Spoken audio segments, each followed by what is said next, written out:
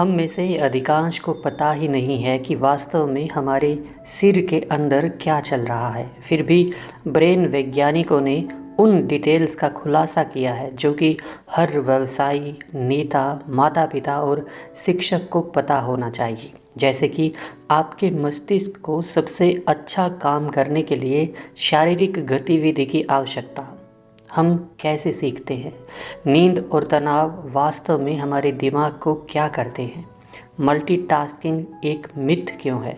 भूलना इतना आसान क्यों है? और नए ज्ञान को दोहराना इतना महत्वपूर्ण क्यों है? क्या यह सच है कि पुरुषों और महिलाओं के ब्रेन्स अलग अलग होते हैं? मेरा नाम है साहिल बिश्नोई और आप शुरू कर चुके हैं सुनना बुक्स एंड कोट्स पर बुक समरी। आज जिस किताब के बारे में हम बात करने वाले हैं उस किताब का नाम है ब्रेन रूल्स। ब्रेन रूल्स में एक मॉलिक्यूलर जीव विज्ञानी डॉक्टर जॉन मेडिना अपनी आजीवन रुचि को साझा करते हैं कि कैसे मस्तिष्क विज्ञान हमारे बच्चों को पढ़ाने के तरीके और हमारे काम करने के तरीके को प्रभावित कर सकता है। प्रत्येक चैप्टर में वह एक ब्रेन रूल का वर्णन करते हैं जिसे वैज्ञानिक निश्चित रूप से जानते हैं कि हमारा दिमाग कैसे काम करता है और फिर हमारे दैनिक जीवन के लिए परिवर्तनकारी विचार प्रस्तुत करते हैं। व्यायाम से दिमाग की शक्ति बढ़ती है। हमारा दिमाग चलने के लिए बनाया गया था। दिन में 12 मील अपने सोचने के कौशल में सुधार करने के लिए आगे बढ़े। व्यायाम से आपके ब्रेन को रक्त मिलता है और जिससे ऊर्जा के लिए ग्लूकोज और बचे हुए टॉक्सिक इलेक्ट्रॉन्स को सोखने के लिए ऑक्सीजन मिलती है। ये प्रोटीन को भी उत्तेजित करता है जो न्यूरॉन्स को जोड़ता रहता है। सप्ताह में सिर्फ 2 बार एरोबिक व्यायाम करने से आपको डेमेंशिया का खतरा कम हो जाता है। मानव मस्तिष्क लगभग निरंतर गति की परिस्थिति में विकसित हुआ। इससे यह अनुमान लगाया जा सकता है कि सूचना को संसाधित या प्रोसेस करने के लिए ऑप्टिमल वातावरण में गति शामिल होगी। ठीक वही मिलता है। वास्तव में सबसे अच्छी व्यावसायिक बैठक में हर कोई लगभग 1.8 मील प्रति घंटे की रफ्तार से चल सकता है।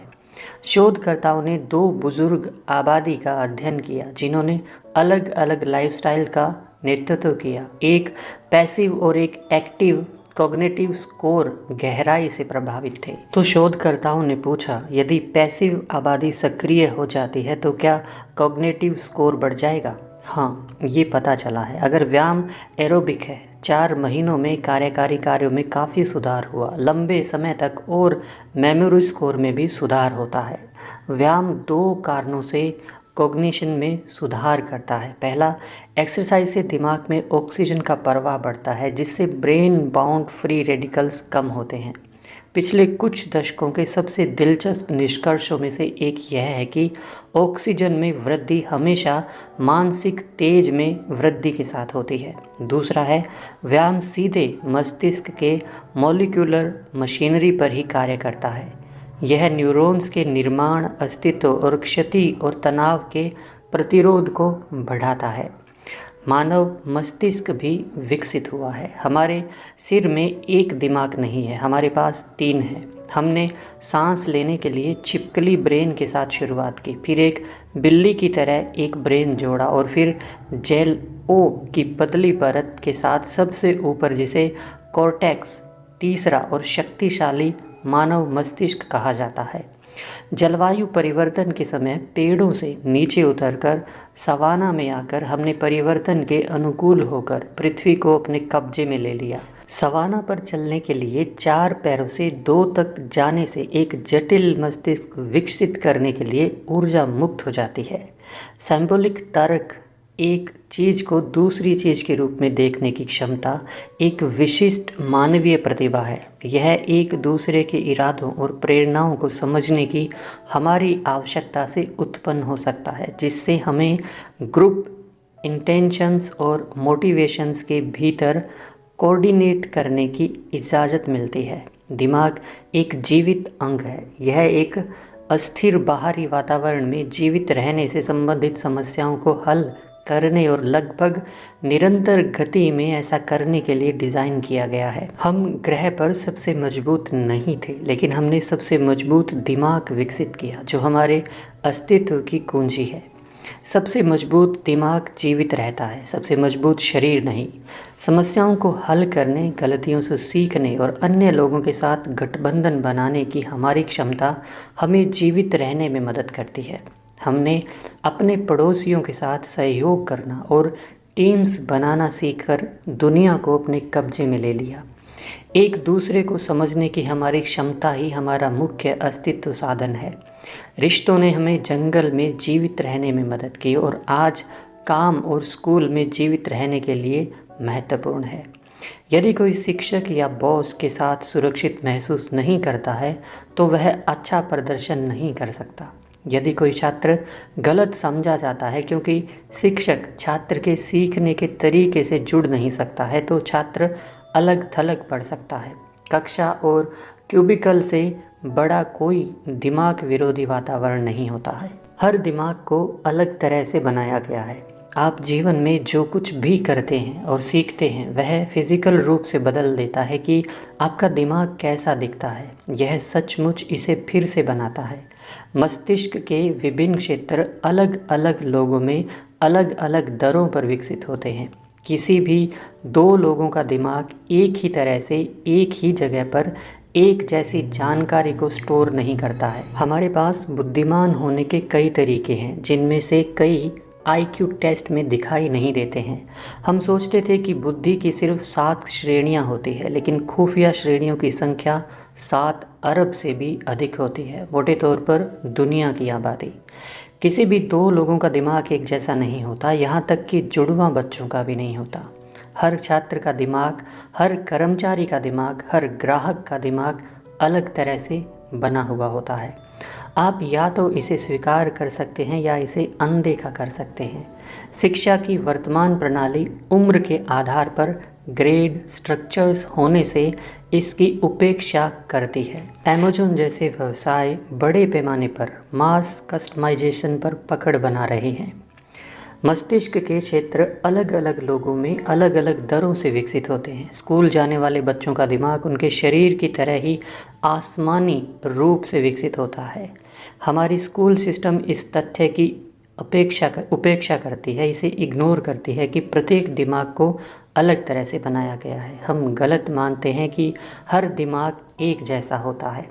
हम में से अधिकांश के पास जेनिफर एनिस्टन न्यूरॉन यानी कि आपके सिर में दुबका हुआ एक न्यूरॉन है जो केवल जेनिफर एनिस्टन के कमरे में होने पर ही उत्तेजित होता है या स्टिमुलेट होता है। मन का सिद्धांत किसी और की आंतरिक प्रेरणाओं को समझने की क्षमता और उस ज्ञान के आधार पर एक अनुमानित सिद्धांत कैसे काम करता है का निर्माण करने की क्षमता। हम अपनी पूरी दुनिया को प्रेरणाओं के रूप में देखने की कोशिश करते हैं। अपने पालतू जानवरों और यहाँ तक कि निर्जीव वस्तुओं के लिए प्रेरणा बताते हैं। माता पिता के लिए एक साथ रहने, आसपास के दिन प्रतिदिन के मुद्दों को नेविगेट करने, एक साथी का चयन करने के लिए यह कौशल उपयोगी है। हमारे पास ये किसी अन्य प्राणी की तरह नहीं है। यह दिमाग पढ़ने के उतना ही करीब है जितना हमें मिलने की संभावना है। लोग बोरिंग बातों पर ध्यान नहीं देते। दिमाग की अटेंशनल स्पॉटलाइट एक समय में केवल एक ही चीज़ पर ध्यान केंद्रित कर सकती है, कोई मल्टीटास्किंग नहीं। हम विवरण को रिकॉर्ड करने की तुलना में पैटर्न को देखने और किसी घटना का मीनिंग निकालने में बेहतर है। इमोशनल उत्तेजना दिमाग को सीखने में मदद करती है। ऑडियंस 10 मिनट के बाद चेकआउट करती है, लेकिन आप कहानी सुनाकर या भावनाओं से भरपूर इवेंट बनाकर उन्हें वापस पकड़ सकते हैं। हम जिस पर ध्यान देते हैं वह मेमोरी से बहुत अधिक प्रभावित होता है। हमारा पिछला अनुभव भविष्यवाणी करता है कि हमें कहाँ ध्यान देना चाहिए। कल्चर भी मायने रखती है, चाहे स्कूल में हो या व्यवसाय में। ये अंतर बहुत प्रभावित कर सकते हैं कि ऑडियंस किसी दी गई प्रस्तुति को कैसे देखते हैं। हम भावनाओं, धमकियों, नेगेटिव चीज़ों पर ज़्यादा ध्यान देते हैं। आप कोई भी हो, दिमाग इन सवालों पर बहुत ध्यान देता है। क्या मैं इसे खा सकता हूँ? क्या यह मुझे खाएगा? क्या मैं इसके साथ संबंध रख सकता हूँ? क्या यह मेरे साथ संबंध रख सकता है? क्या मैंने इसे पहले कहीं देखा है? दिमाग बहुकार्य या मल्टीटास्किंग करने में सक्षम नहीं है। हम बात कर सकते हैं और सांस ले सकते हैं, लेकिन जब हम हायर लेवल कार्यों की बात आती है तो हम ऐसा नहीं कर सकते।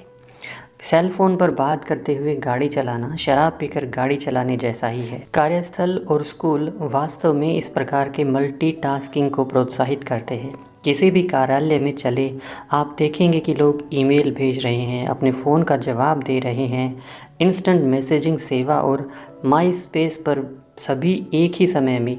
शोध से पता चला है कि आपकी त्रुटि दर 50% बढ़ जाती है और आपको चीज़ें को करने में दोगुना समय लगता है, यानी कि किसी भी काम को करने में दुगुना समय लगता है अगर आप मल्टीटास्किंग कर रहे हैं।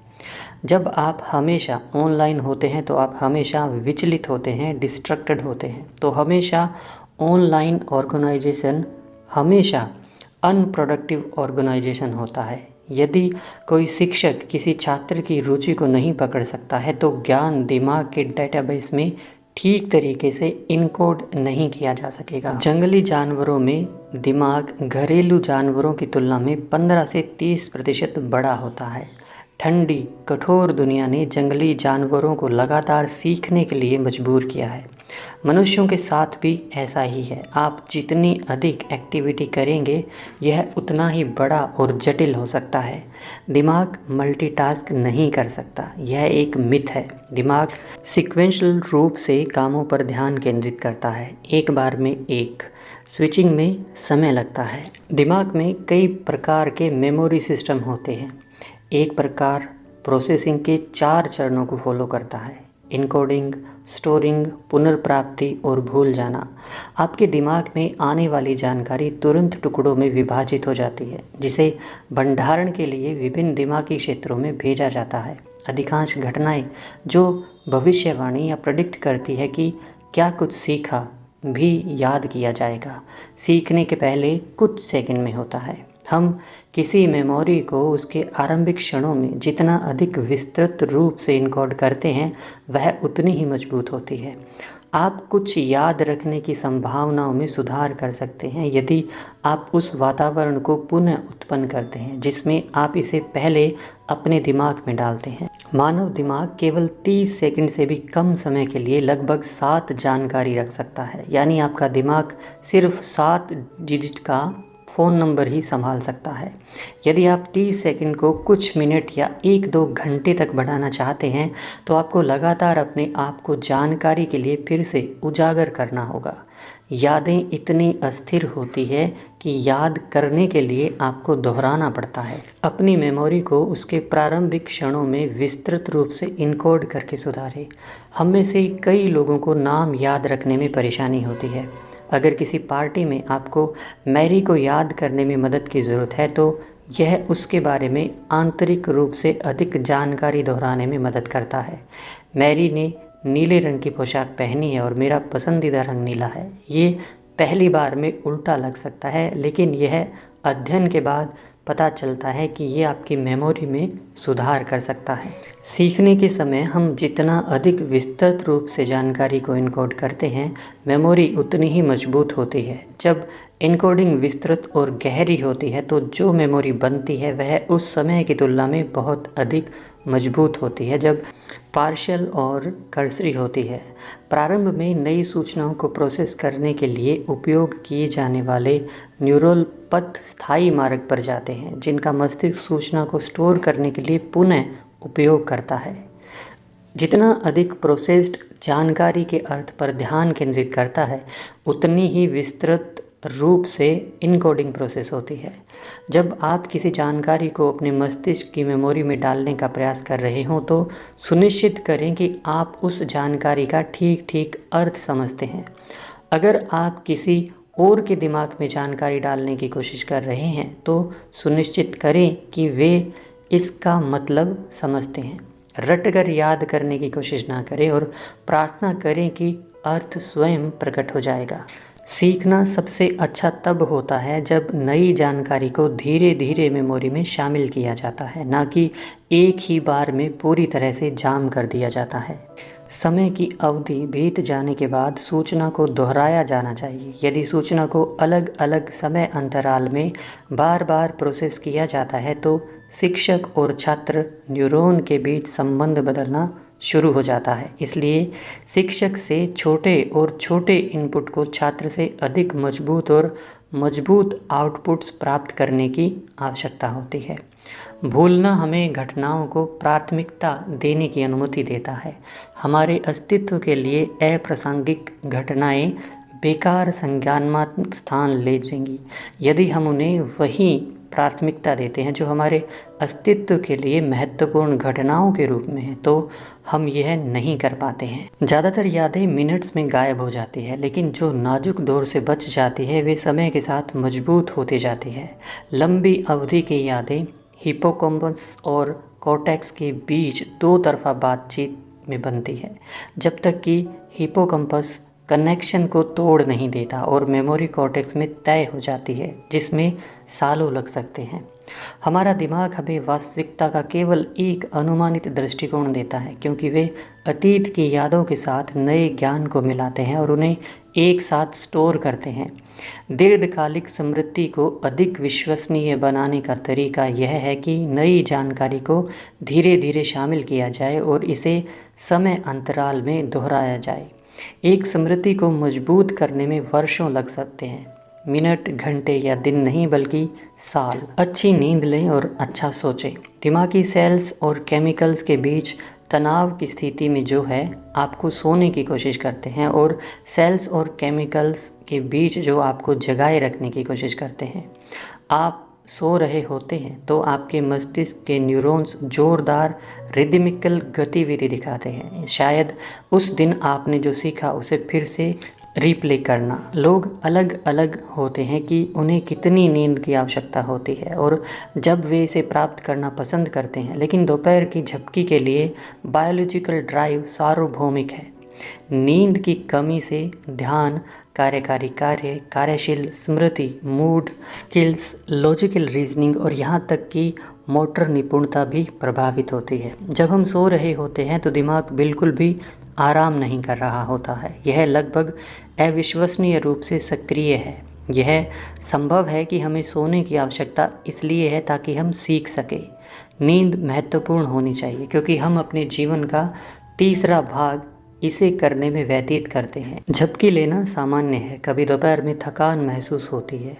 ऐसा इसलिए है क्योंकि आपका दिमाग वास्तव में झपकी लेना चाहता है। आपके सिर में दो सेनाओं के बीच युद्ध चल रहा है। प्रत्येक सेना मस्तिष्क की सेल्स और बायोकेमिकल्स से बनी होती है। एक आपको जगाए रखने की सख्त कोशिश कर रही है, दूसरी आपको सोने के लिए मजबूत करने की सख्त कोशिश कर रही है। आपकी नींद के मध्य बिंदु के 12 घंटे के बाद अपराह्न 3 बजे के आसपास आपका दिमाग बस इतना करना चाहता है कि झपकी ले। झपकी लेना आपको अधिक उत्पादक बना सकता है। एक अध्ययन में 26 मिनट की झपकी ने नासा के पायलट के प्रदर्शन में 34% का सुधार किया। दोपहर 3 बजे महत्वपूर्ण बैठकें निर्धारित ना करें, यह समझ में नहीं आता। तनाव या स्ट्रेस लगभग हर तरह की कॉग्निशन को नुकसान पहुंचाता है जो मौजूद है। यह मेमोरी और एग्जीक्यूटिव फंक्शन को नुकसान पहुंचाता है। यह आपके मोटर कौशल को नुकसान पहुंचाता है। जब आप लंबे समय तक तनाव में रहते हैं तो यह आपकी प्रतिरक्षा प्रतिक्रिया को बाधित करता है, यानी कि इम्यून सिस्टम को बाधित करता है। आप अधिक बार बीमार पड़ते हैं। यह आपके सोने की क्षमता को भी बाधित करता है। आप उदास हो जाते हैं। आपके पास एक ही दिमाग है। आपके पास घर पर जो दिमाग है वही दिमाग काम या स्कूल में आपके पास है। आप घर पर जो तनाव अनुभव करते हैं वह काम पर आपके प्रदर्शन को प्रभावित करेगा और इसके विपरीत भी बिल्कुल ठीक है। एक ही समय में अधिक इंद्रियों या सेंसेस को उत्तेजित करें या स्टिमुलेट करें। हम अपनी इंद्रियों के माध्यम से किसी घटना के बारे में जानकारी को एब्जॉर्ब करते हैं, इसे इलेक्ट्रिकल संकेतों में अनुवाद करते हैं, उन संकेतों को दिमाग के अलग अलग हिस्सों में फैलाते हैं, फिर जो हुआ उसका पुनर्निर्माण करते हैं। अतः घटना को समग्र रूप से मानते हैं। ऐसा लगता है कि दिमाग के इन संकेतों को कैसे संयोजित किया जाए, यह तय करने में पिछले अनुभव पर आंशिक रूप से निर्भर करता है। इसलिए दो लोग एक ही घटना को बहुत अलग तरीके से देख सकते हैं। हमारी इंद्रियां एक साथ काम करने के लिए विकसित हुई है। दृष्टि को प्रभावित करने वाली दृष्टि, उदाहरण के लिए यदि हम एक साथ कई इंद्रियों को उत्तेजित करते हैं तो हम सबसे अच्छा सीखते हैं। गंध में यादों को वापस लाने की एक असामान्य शक्ति होती है, शायद इसलिए कि गंध संकेत थैलेमस को बाईपास करते हैं और सीधे अपने गंतव्य तक जाते हैं, जिसमें भावनाओं का सुपरवाइज़र शामिल होता है, जिसे एमिग्डाला कहा जाता है। हमारी इंद्रियां एक साथ काम करती है, इसलिए उन्हें उत्तेजित करना महत्वपूर्ण है। आपका सिर पूरी दुनिया, दृष्टि, ध्वनि, स्वाद, गंध, स्पर्श एक पार्टी के रूप में ऊर्जावान की धारणाओं को साथ चटकता है। मेमोरी को जगाने में गंध असामान्य रूप से प्रभावी है। यदि आप किसी फिल्म का विवरण पर परीक्षण कर रहे हैं जबकि पॉपकॉर्न की गंध हवा में बह रही है, तो आपको 10 से 50% अधिक याद होगा। दृष्टि अब तक हमारी सबसे प्रमुख भावना है। दृष्टि अन्य सभी इंद्रियों में बेहतर है, जो हमारे दिमाग के आधे संसाधनों पर कब्जा कर लेती है। हम जो देखते हैं वही हमारा दिमाग हमें बताता है कि हम देखते हैं, और यह 100% सटीक नहीं है। हमारे द्वारा किए जाने वाले दृश्य एनालिसिस के कई चरणों में होते हैं। रेटिना फोटॉन्स को सूचना की छोटी मूवी जैसी धाराओं में इकट्ठा करती है। दृश्य कॉर्टेक्स इन धाराओं को संसाधित या प्रोसेस करती है। कुछ क्षेत्र गति दर्ज करते हैं, अन्य रंग दर्ज करते हैं। अंत में हम उस जानकारी को वापस एक साथ जोड़ते हैं ताकि हम देख सकें। हम चित्रों के माध्यम से सबसे अच्छा सीखते हैं और याद करते हैं, लिखित या बोले गए शब्दों के माध्यम से नहीं। हम चित्रों को याद रखने में अविश्वसनीय हैं। जानकारी का एक अंश सुने और 3 दिन बाद आपको उसका 10% याद रहेगा। एक तस्वीर जोड़े और आपको 65% याद रहेगा। चित्र टेक्स्ट को भी मात देते हैं, क्योंकि पढ़ना हमारे लिए इतना अक्षम है, इनसफिशिएंट है। हमारा दिमाग शब्दों को बहुत सारे छोटे चित्रों के रूप में देखता है, और हमें उन्हें पढ़ने में सक्षम होने के लिए अक्षरों में कुछ विशेषताओं की पहचान करनी होगी। इसमें समय लगता है। तो आपने जाना और सीखा कि हमारा दिमाग आखिर कैसे काम करता है। आशा है कि आप इस जानकारी को खुद के दिमाग को समझने के लिए इस्तेमाल करेंगे और अपने जीवन में आगे बढ़ेंगे। आप विस्तारपूर्वक जानकारी के लिए इस किताब को पढ़ सकते हैं। अगर ये समरी आपको पसंद आई हो तो आप इसे शेयर कर सकते हैं, और पसंद नहीं आई हो तो आप सुझाव दे सकते हैं। मेरी ढेरों शुभकामनाएं आपके साथ। हमेशा हंसते रहिए, मुस्कुराते रहिए, और जहाँ तक हो सके दूसरों के काम आते रहिए।